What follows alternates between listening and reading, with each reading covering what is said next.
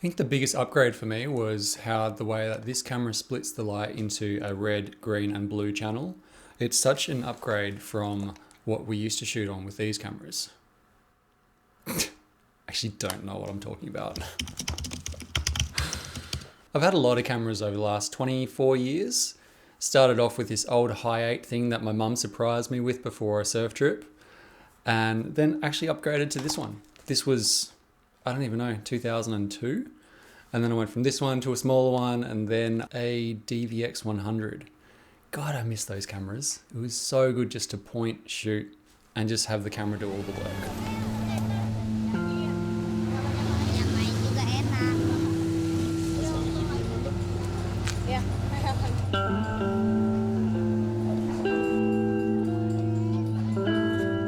When the 5D era happened, jumped in with both feet. Underwater housing was just so small and simple. I could just have one or two of those cameras and a housing and be done for pretty much 90% of the work that I was doing at the time. Yeah, no, today was shit. We were going to do an offshore mish, but yeah, it looked like a little bit too much breeze. And we thought, oh, go catch some squid. I found as the projects I was working on got bigger and my day rate increased because of experience, just kept upgrading. And I do blame News Shooter and the 2013 to 2015 camera development. There seemed to be a new camera every 3 months and it was challenging to keep up with the flock. My gear upgrading and quest for better has plateaued by actually going backwards. I'm pretty happy with the C300 Mark II. Really good ergonomics to shoot from the hip for a full day and then chuck it on the shoulder when you need those interviews or verite, whatever you're doing. I find my style has progressed along with my interests. I'm just following people for 10, 14, 16 hours a day as they go from A to B in their story. January. This was the original van that I drove around Australia. It was called Henry's Mobile Studio, so painting and surfing while painting, and that was kind of the purpose of my adventure, was to learn a bit more about Australia by making art with people.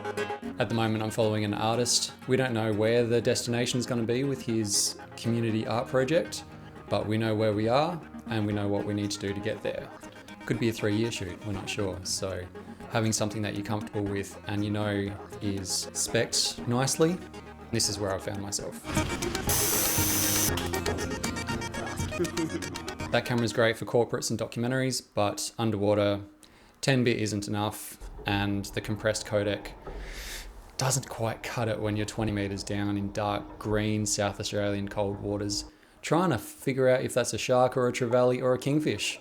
So I've actually just sold the red that I shot with for a couple of years underwater. As much as I love that camera, I'm not shooting sharks anymore. And I just don't need that level of quality. It actually superseded me many, many years ago.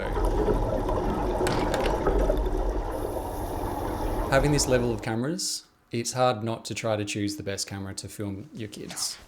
Looking back, and I do regret wanting to film Kora learning to ride a bike on the red. For such a pivotal moment in Kora's life, all I can think about is how many shots are out of focus because I'm wide open on a Sigma Prime. And it's just like, why have I done that? Sure, I was watching with my eyes, but I was also screen, Kora, screen, Kora, screen, Kora. There's a couple of seconds that are amazing with the sun going behind her and all this sort of stuff that we love as DPs. But as a dad, I kind of miss that moment as well.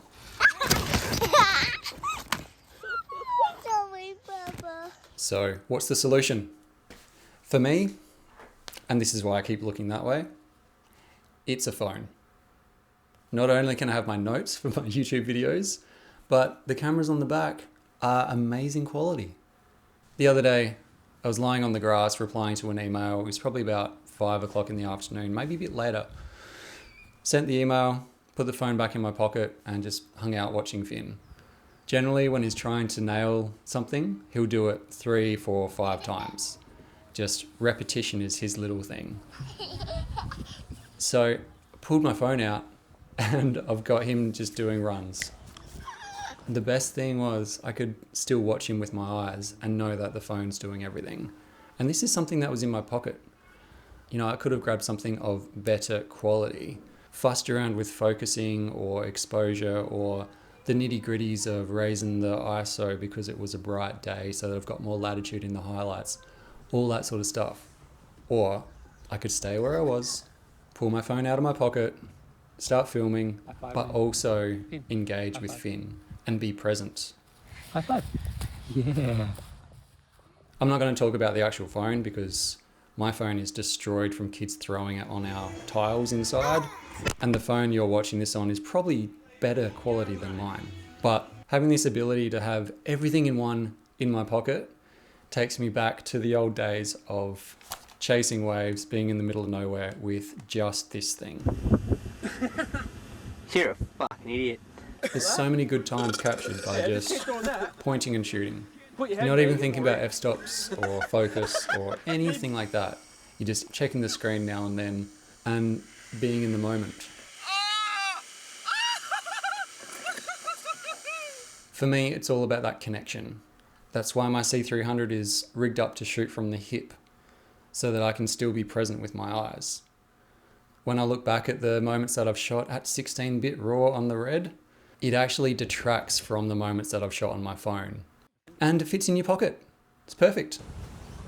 Oh, try again. You can do it. What? You got it now. Yes, look at you.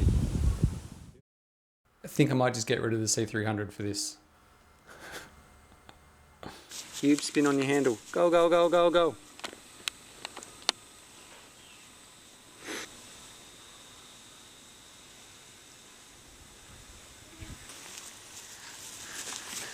Yeah, buddy.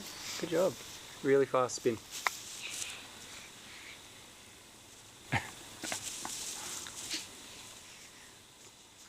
Go again. Super fast.